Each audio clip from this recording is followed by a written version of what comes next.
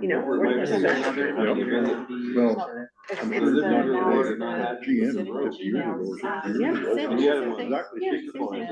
GM, move towards 7. Okay. Oh, there's a lot of planning, and now getting it. Gonna call the meeting to order. 5:14 today, so we have a number of people online. Has everybody identified? Councillor Rial. All right, so we'll call the meeting to order, and Mr. Maloney is going to provide our land acknowledgement for us today. Dan, thank you.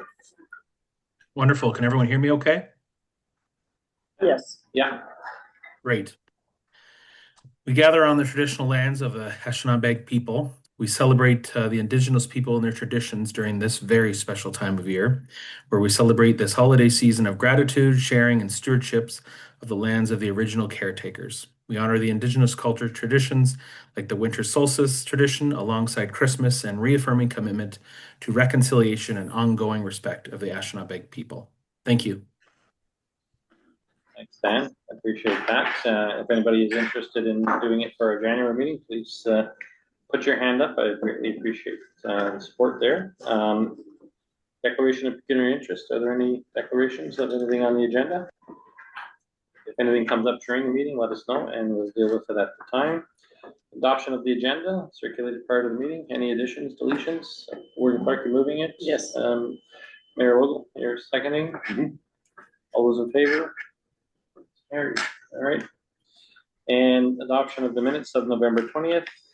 Minutes from the previous meeting circulated. Are there any amendments? If not, the motion to approve the minutes of November 20th. Councillor Chica, Councillor Richardson. All those in favor? Carried. Thank you.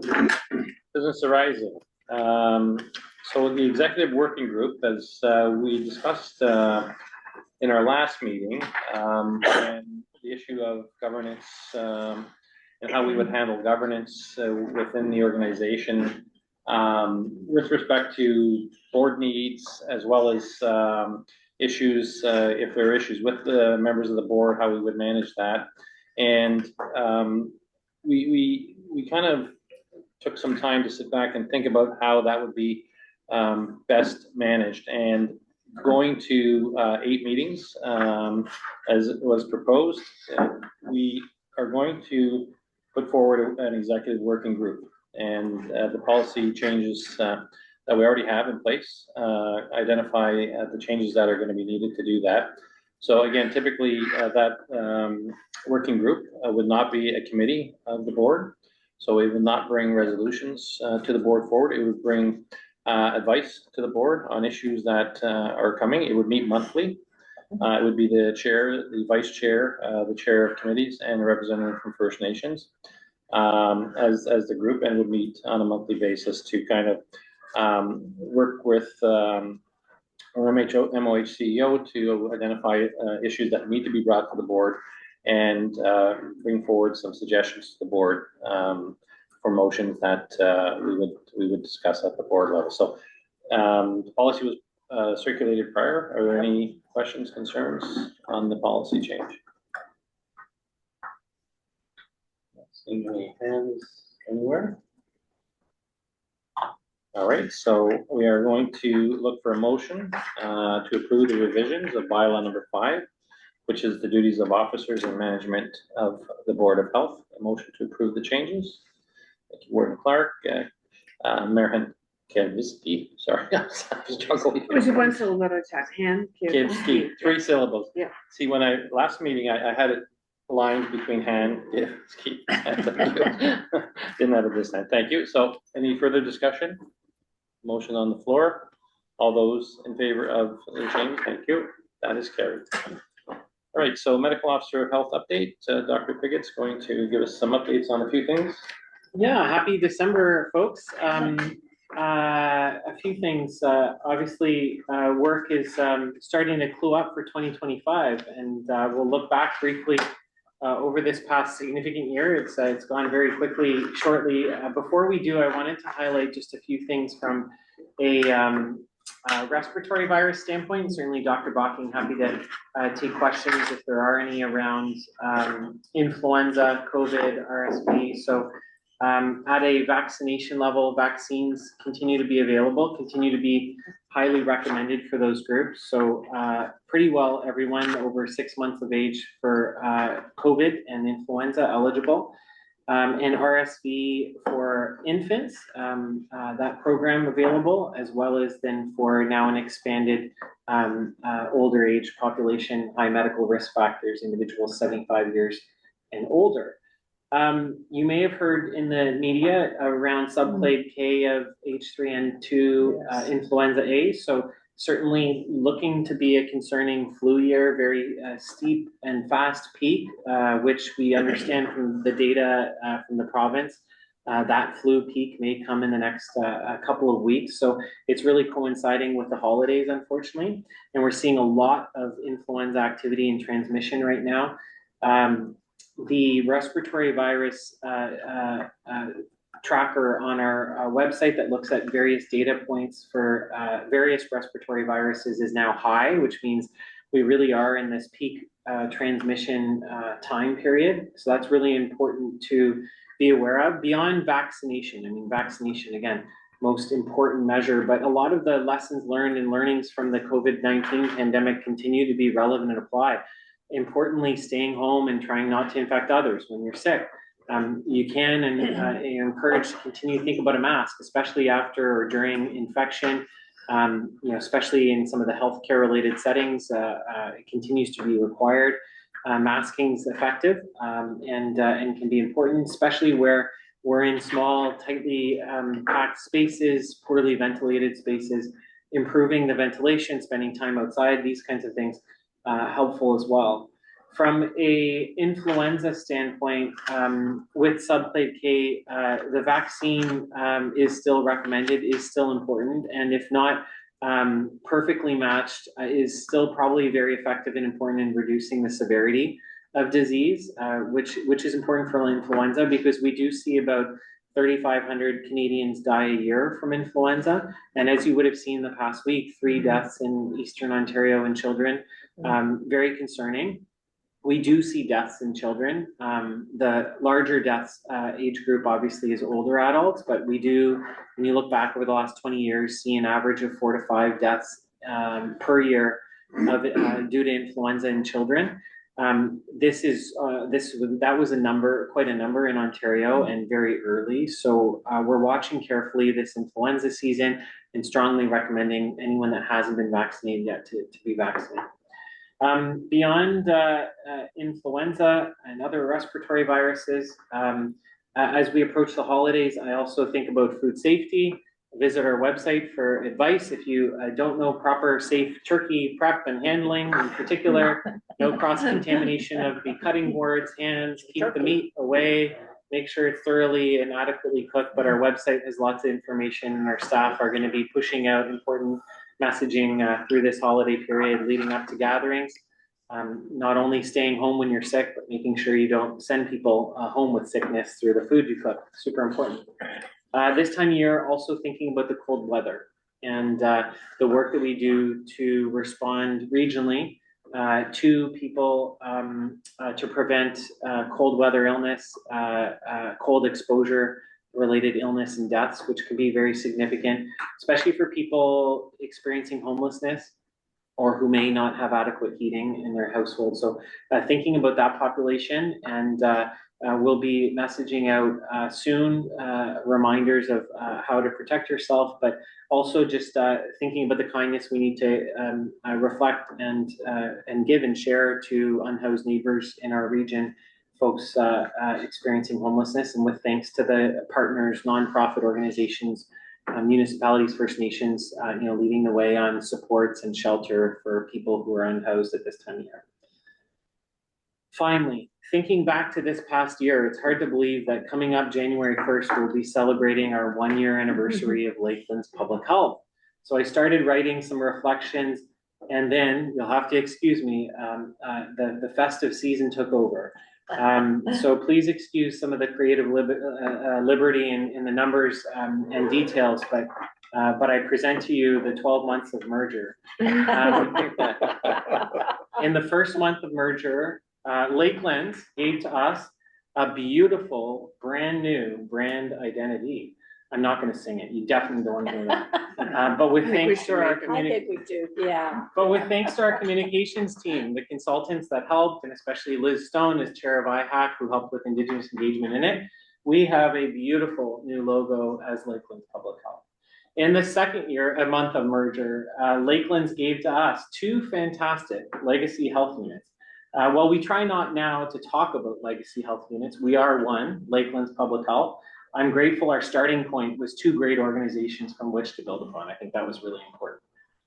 And in the third month of merger, Lakelands gave to us 3 First Nations in Treaty 20, Williams Treaty territory we work with and serve. And I'm grateful for the relations that we have historically and that we continue to build, because addressing historical and ongoing wrongs against the First Peoples of this territory of Turtle Island is important. I'm grateful for the work that our teams have done, but also mindful of the continued work to strengthen relationships into 2026.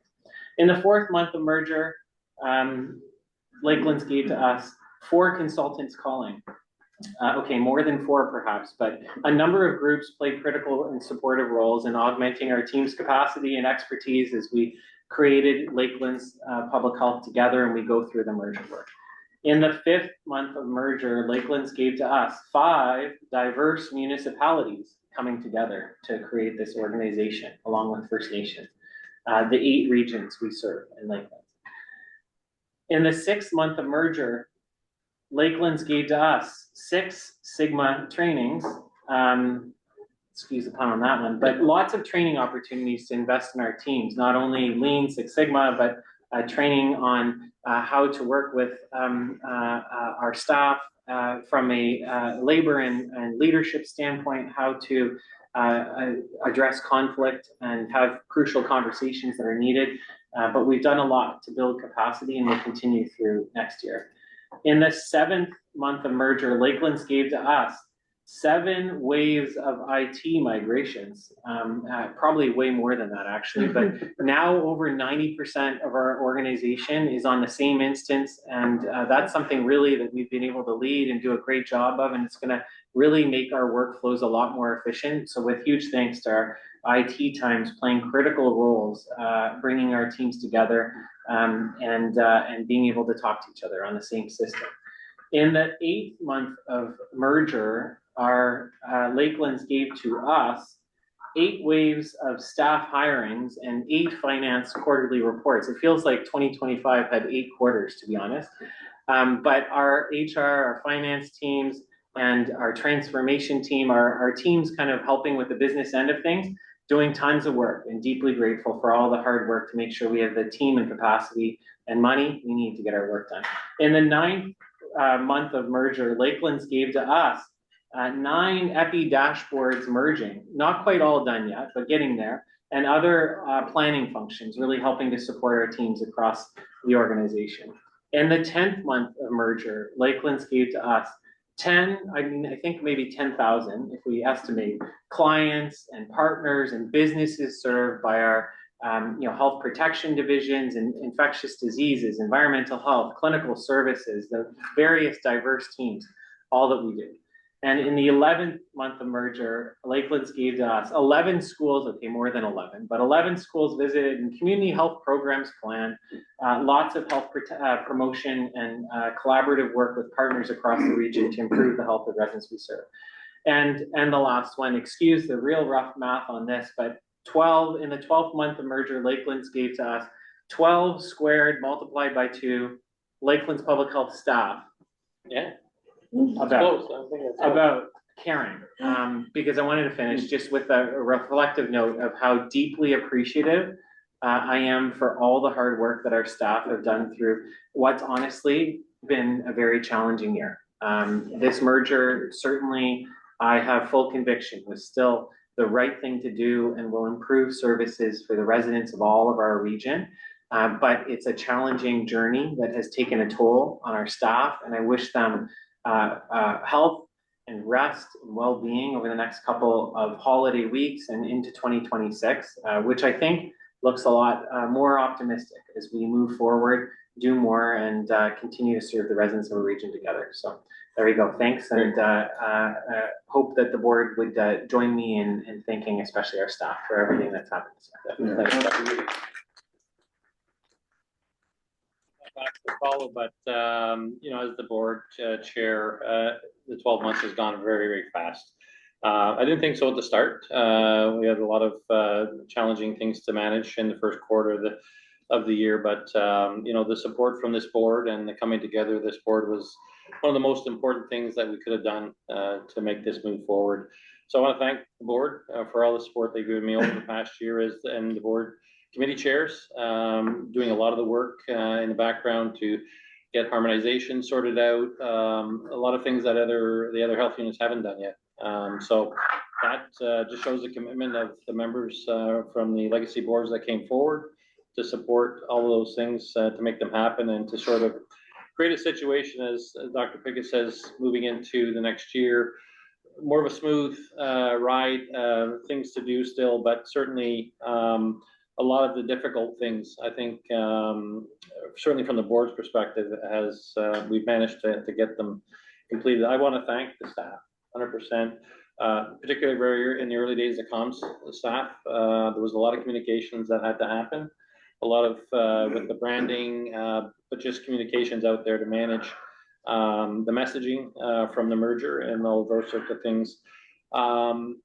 One of the highlights for me was saying a few words at the all staff day about a month ago now. To sit there or to stand there and look over a crowd of 270 people enjoying the day, listening to different speakers and having some fun and some information. You really got a good feeling for the size of the organization and the folks in the organization that want to work hard for public health. That was kind of the message I got talking to different people that day. So that was a fantastic opportunity to bring staff together. We've had a couple of opportunities to bring the board together and get to know each other a little bit better. And so I think that was important to the consolidation of the board that we have today. We are Lakelands today, I feel. The other folks I want to thank is the Ministry of Health staff. Certainly in the early months, I had a learning curve as well. They had a learning curve to me as well. But we got stuff done and we got a lot of help from them for that. And we did thank Dr. Moore and his staff several times that without their help, certainly in the early days of getting things going on January 2nd, it was really important that they stepped up and helped. And so I really appreciate that as well. So yeah, so I want to wish everybody a Merry Christmas and happiness and health in the new year. And looking forward to 2026 as a year of transition. A lot of hard work's been done to get us moving in that right direction. So again, thanks to the board for that. Sorry, Councillor Ryle, yeah, sorry. Yeah, just I can't say anything more than what both Ron and Thomas have said. I mean, I was only the vice chair, but at the end of the day, my God, what a group of people to work with. I mean, when you start out kind of sort of not really agreeing on a whole lot other than we should do something, to the point where we are right now, it's been an unbelievable pleasure and challenge. I just have one real disappointment. And the only disappointment that I can think of is I didn't hear Thomas sing the 12 days of Christmas. I would have really enjoyed it. So thank you very much, guys. Merry Christmas. Thanks for the kind words, Steve. Appreciate it. It's not over. All right, go ahead. Yeah, I got two. First one's serious, the second one is not so serious. But the first one is back to the flu. Do we have a sense of the uptake on flu vaccination for school-aged children? The short answer is no. We Okay. have no way to monitor The that. reason I bring that up, my wife's a school teacher. This is very anecdotal. Over 20 years experience, she's reporting 30% absenteeism rates at her school at the moment.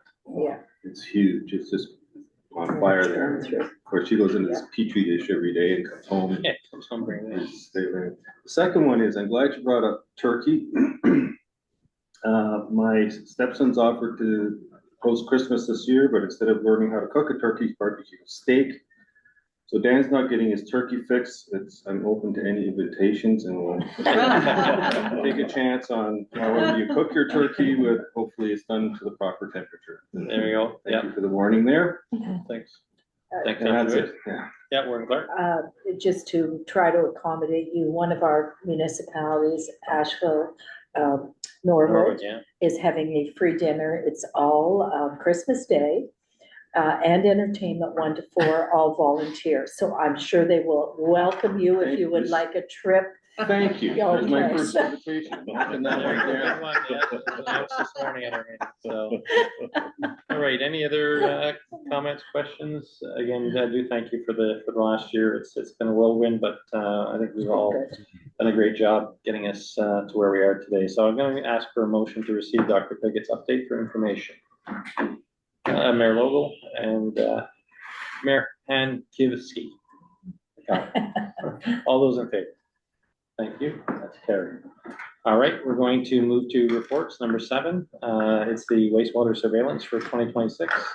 Dr. Piggott's going to review that for us. Yeah, so we have Carolyn Pigeot, who's an epidemiologist on our team online. And just as she's getting ready and going to share just a few verbal remarks, the reports in the package, I think important to underscore that there was a decision by one of the legacy health units around temporarily locally funding wastewater surveillance when the provincial program was completed. And actually, this is one of the great star shining examples, I think, of strengthening public health through the merger that we can turn to in 2025, is that there's a solution to offer this program across the full Lakelands geography. So for that, I'll turn it over to Carolyn. Thanks, Thomas. Hopefully people can hear me. You're perfect. Yeah. Okay, great. Yeah, good evening, everyone. As Thomas said, my name is Carolyn. I'm an epidemiologist at Lakelands. In case you haven't had a chance to review the wastewater surveillance report in the agenda package, I'll just briefly summarize.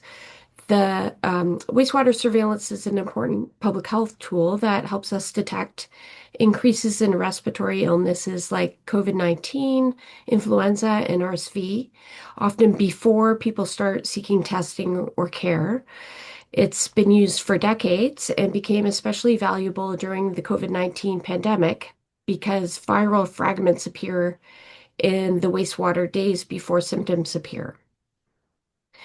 As Thomas mentioned, provincial funding for Ontario's wastewater surveillance initiative ended in July 2024, and the current federal program only supports 4 municipalities in Ontario now. So as a result, local health units now need to decide whether and how to continue this work independently. And prior to the merger and continuing until the end of this year, Peterborough Public Health continued wastewater monitoring through a partnership with Trent University, while surveillance in other parts of Ontario ended when provincial funding stopped. So with the creation of Lakelands Public Health, there was a clear need to determine a feasible and cost-effective approach for the entire jurisdiction. We did some analysis, and the analysis of historical data shows that wastewater surveillance provides early warning of rising respiratory illness, particularly in urban centers. The data is most useful during late summer through early winter, when respiratory illness typically begins to increase. And based on the evidence, we're recommending we continue our partnership with Trent University and expand surveillance to 4 sampling sites across Lakelands Public Health. This would run for 16 weeks from mid-August to mid-December at an estimated annual cost of $32,000. This approach gives us timely, actionable information, improves our geographic coverage, and ensures that we are well positioned to respond quickly to future respiratory seasons or emerging public health threats. So maintaining our partnership with Trent University is really key. Over the past several years, Trent has provided all wastewater sampling and viral signal testing for COVID-19, influenza, and RSV in the Peterborough area. This collaboration has proven invaluable, offering both scientific expertise and cost-effective service delivery. Preserving this relationship ensures we are prepared for future opportunities. So whether it's expanding surveillance to other illnesses, for example, measles or TB, or responding rapidly to emerging threats. Should a novel pathogen arise, this established partnership enables Lakeland's public health to act quickly and effectively across all jurisdictions. And I'll just finish by saying that Matthew Harnden from Trent University is also on the call today.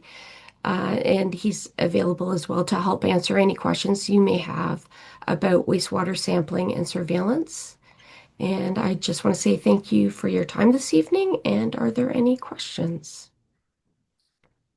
Thank you for that report, Carolyn. I'll open the table for Councillor Richardson. Thank you. Excuse me. Thank you, and through you, Chair.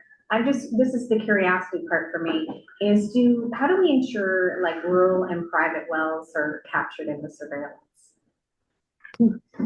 Yeah, that is a tricky point for sure.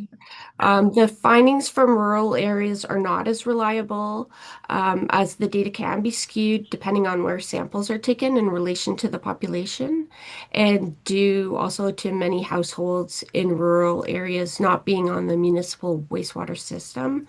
But I'll maybe turn it over to Matt to maybe supplement that with some more information. Yeah, we did some smaller towns before, like up to 2,000 people, and some smaller like Havelock, and they're a bit more variable, as one or two households closer to the septic system, treatment plant can have an outsized effect, or at Millbrook right across the road is a long-term care facility. So the data is a bit more noisy than a larger jurisdiction would be, and we're also not capturing all the septic system, as Carolyn pointed out. So. Part of the strategy, though, again, 4 sites, we have to confirm those, but getting from each of the large municipal geographies within the region will at least provide a bit more of a balanced geographical picture. So while we won't be able to fully capture rural areas, there may be communities sampled that are closer to where. Yeah.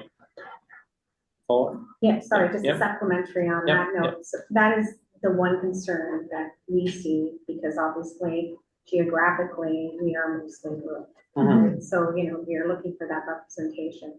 Is there any emerging risks right now that they're seeing in any surveillance?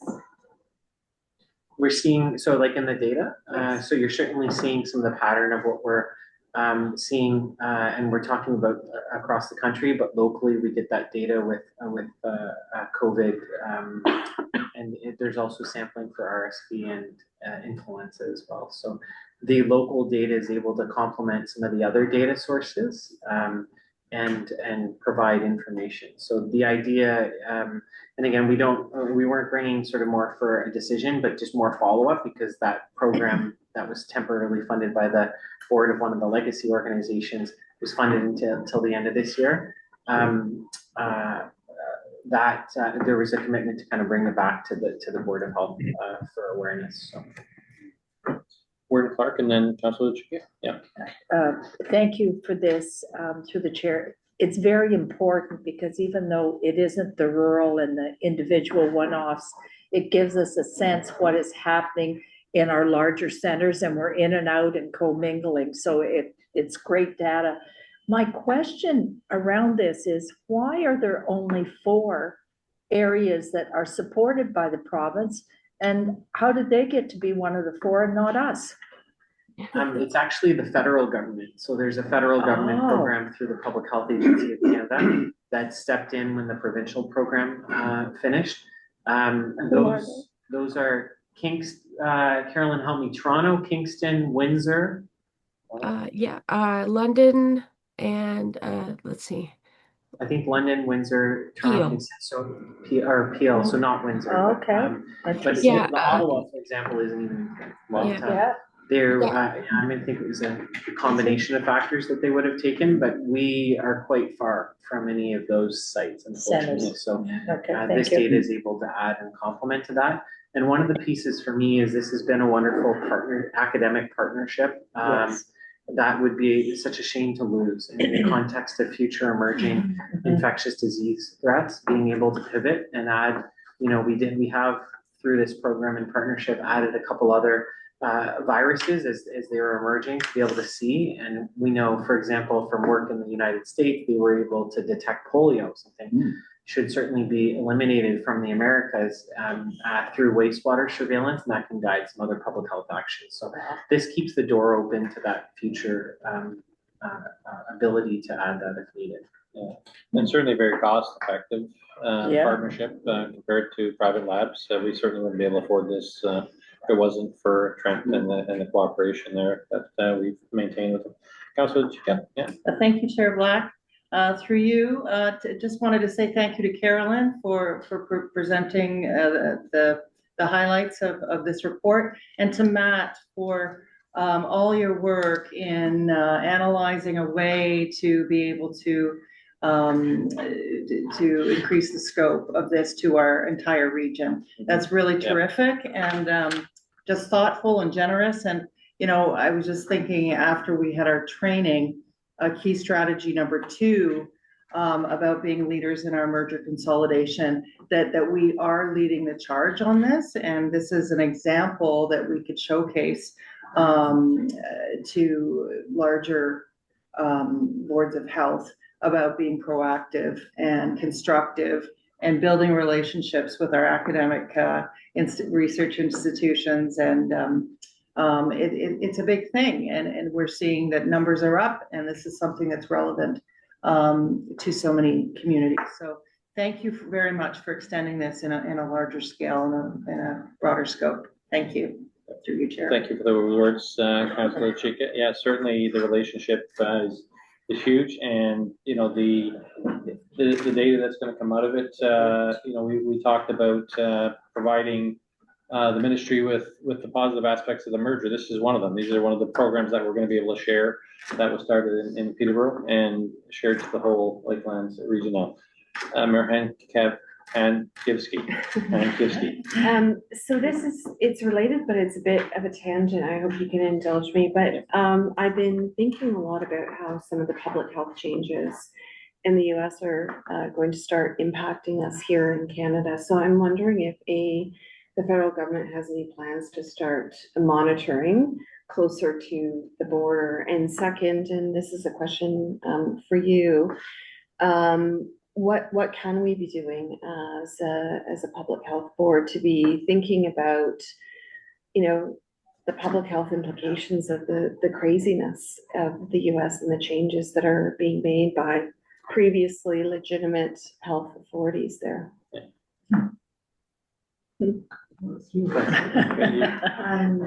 So, I mean, in terms of at a federal level, there's certainly been discussion about the need for ongoing surveillance. And so the federal government has continued wastewater surveillance in a few key locations, and a lot of those close to the border. You see border traffic. In addition to, I think, strengthening other collaborations globally with countries that are continuing to be rooted in evidence-informed, science-based interventions and learning from that. I think as a local board,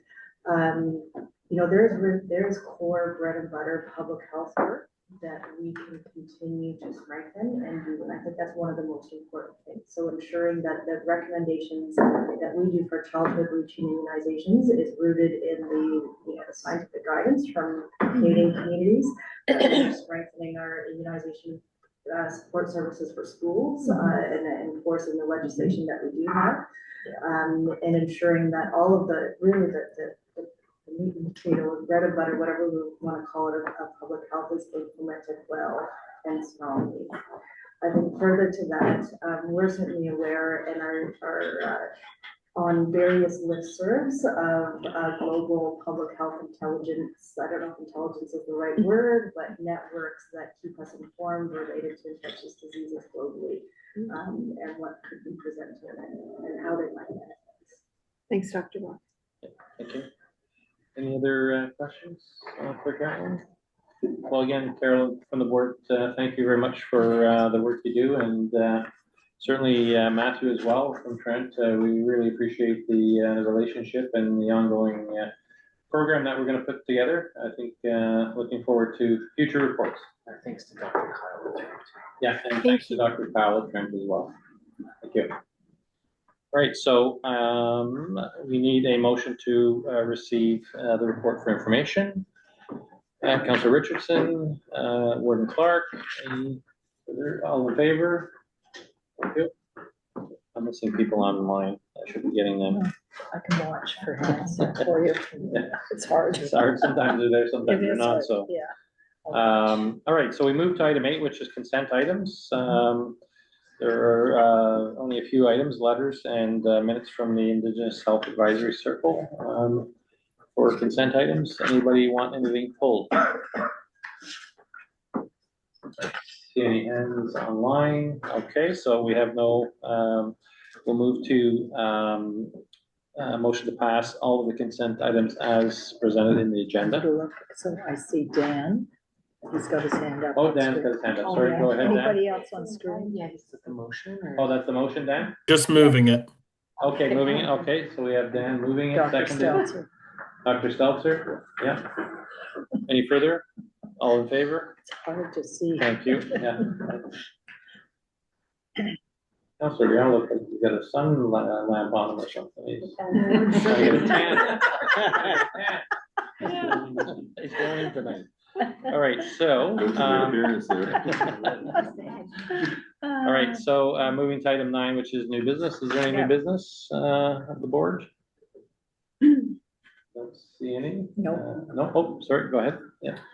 Just a really happy reporting that the Youth Wellness Hub here in Port Hope headquartered had its official opening last Friday. Nice. And Nice. a number of ministers Congratulations. here and other dignitaries, and it's been very well received by youth. And I'm now heading 100 Hearts That Care campaign to try to raise money so that we can actually get it open on the weekends, because there's not quite enough money yet for the weekends, and that's a really important time. So, but we're off to a good start. Perfect. So, may I ask questions? Yeah, Yeah, go through the chair. Website, where do people go to donate for this? A little more information for people that maybe. Sure, I'd be happy to send around some information. It's a 3-year commitment, and we're bringing together individuals, businesses, or groups of businesses, or teams. So we have teams of moms, etc. But the commitment is for $2,400 a year for 3 years. There's tax receipts, but we found a good response. If people can't do it individually, they've come together and done teams of 10 people, and they're figuring out a way to do it. So the goal is about $250,000 a year for 3 years, so that the folks that are delivering the services can focus on that, and that people aren't ambulance chasing for money every 6 months or every year. It gives a little stability. It'll give an opportunity to hire a grant writer and a fundraiser to continue building on the work. And then the idea is to spread it out across different parts of Northumberland County, and then hopefully potentially into the Peterborough area, which desperately needs it. You know, it's sort of, the government decided that things ended up the GTA, and then the next one was in Kingston, and that's it, right? So we have a huge gap in this area to fill. Great, thank you for bringing that up. Any other announcements under new business? No? All right, I don't believe there's any camera items. Nobody's brought them forward. All right, so the date of the next meeting is January 21st, and it's going to be a fully virtual meeting. Technology working, of course. A little bit easier. We won't have we'll deal with the owl today. We'll probably with the owl. thank staff, Michelle and Alita, for getting us through and getting us going. Appreciate that. It's always stressful. I've never wanted to be the IT person, never. No. Appreciate And it's everything an extra today and one. the extra stress, ending your day, today, so. So the meeting is at 4 PM and it'll be, all virtual. And, unless there are any other announcements, I will ask for a motion to adjourn at, what do we got, 5:53? So 5:53? And And we'll get getting some- two on, yeah. So, Dr. Makisha and, Councilor Royale. On the adjournment, all in favor? That's carried. Thanks, everyone. Have a great, Christmas, and, we'll see you all in the new year. Happy New Year. Merry If, Christmas. if Merry you Christmas, haven't everyone. your Be safe. Lions Club, Merry Christmas, everybody. Everyone, Happy New Year.